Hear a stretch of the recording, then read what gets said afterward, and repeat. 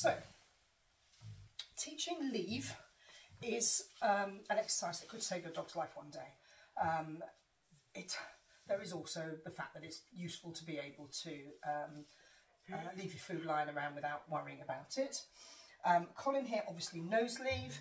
He is a shockingly greedy dog, being half Labrador, and he also hasn't done the training of the stages for a little while. So I rather think he's going to look like a complete beginner, but I can assure you that I can confidently leave my dinner on the coffee table and come into another room, or drop things, and he won't dive into them. He's completely trustworthy with things like that. But he is very excited by the idea of doing a bit of training, and he's very greedy, so hopefully he will show you what a beginner might look like. So we've got some treats here. You can either keep the treat pot up on the counter like I am, or you can have some in your hand behind your back out of sight and one in the hand. Many trainers do this with low value treats as a bait and higher value treats as a reward. I don't, because although that makes it a lot easier to start with, you've only got to train it again with higher value treats, so I don't bother. I start with exactly the same treats. This way of teaching it does cause a little frustration in the dog. There's no doubt about it, but frustration's part of life. I don't think it's dreadful, provided you're really quick to reward any backing off from him, and you're not asking for too much at a time, so that he's getting plenty of reward and he can easily see and figure out what it is that's expected of him. I don't think it's a major issue ethically. So I'm going to put these treats up on the counter rather than have them in my hand. And so the treat that I'm keeping in this one hand, I'm just going to hold in a closed fist, and I'm going to hold it where he can easily reach it. And you can see that he's going to try quite hard to get it out. And as soon as he backs off, when he backs off, yes, I'm going to reward him with the other hand with another treat.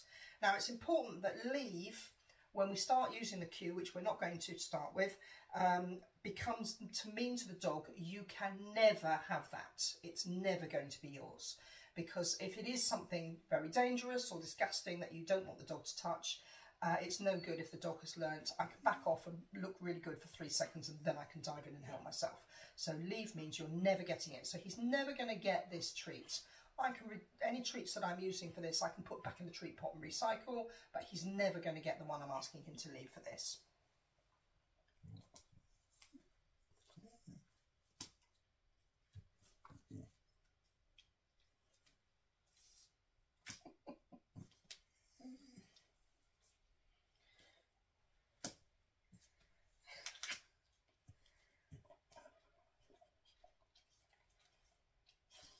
Yes.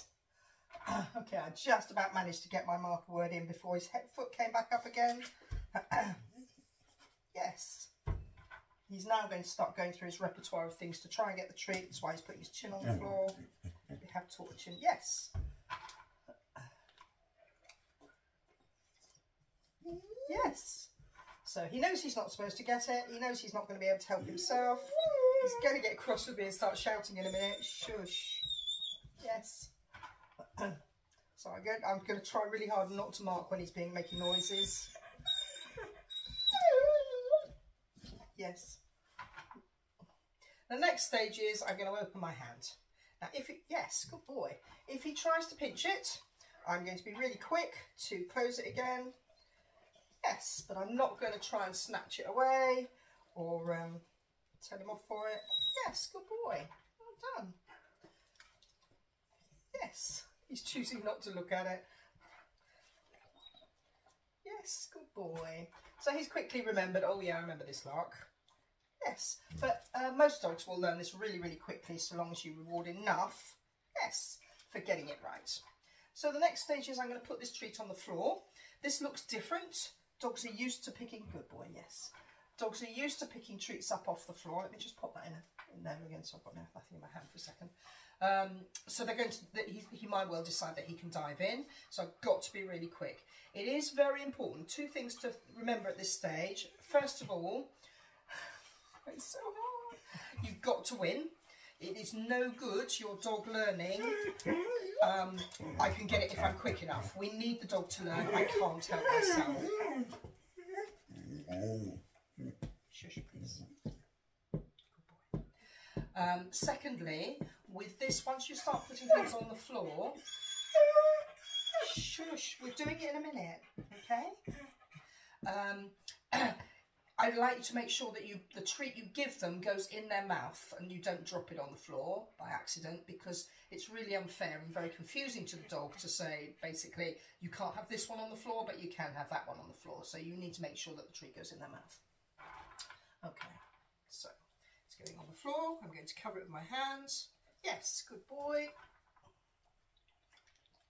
Yes, good boy. Yes, good boy. So now I'm going to uncover it. Yes, good boy.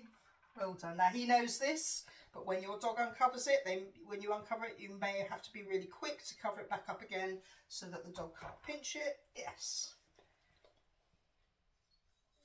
Good boy, yes. We can make it a bit harder by flicking it around so the movement gets their interest. Yes, good boy.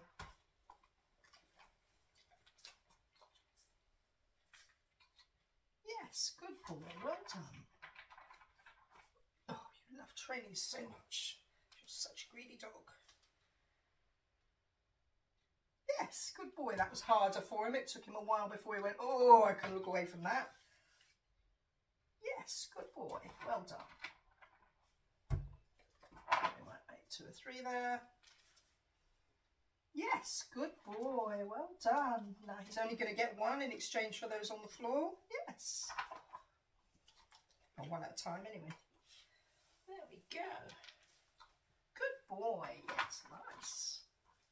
Okay. Right. Don't push your luck. Don't leave them lying there while you go to do something else, get another handful of treats or something, because dogs are opportunists and very good at diving in when you weren't expecting it. Right. Oh, my feet have gone to sleep. Right, the next stage is, I'm going to do this standing up. Once I get up. Oh, it's no fun getting old, is it? Oh, now this looks completely different to the dog. You've changed the context, so he might well dive in again. And because he is particularly quick, I'm going to take my shoes off because I might end up having to kick him in the face, which I don't really want to do, and I certainly don't want to do his shoes on, because that will hurt. Oh, my knees, knees. No fun getting old. Good boy, yes, nice. Yes, good boy. Yes, good boy. I thought I was going to have to cover that then. I thought he was going to dive in.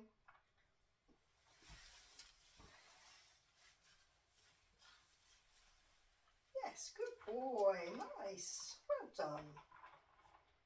Cool. You blighter. I just made it.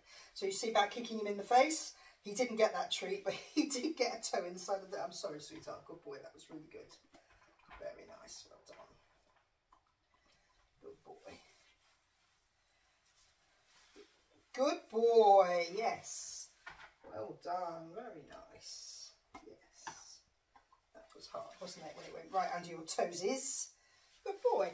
Okay, so we can now start to add in the cue. Now, the reason I haven't put the cue in first is partly because the dog's not listening to me. He's just focusing on the treats, so it's a waste of my breath.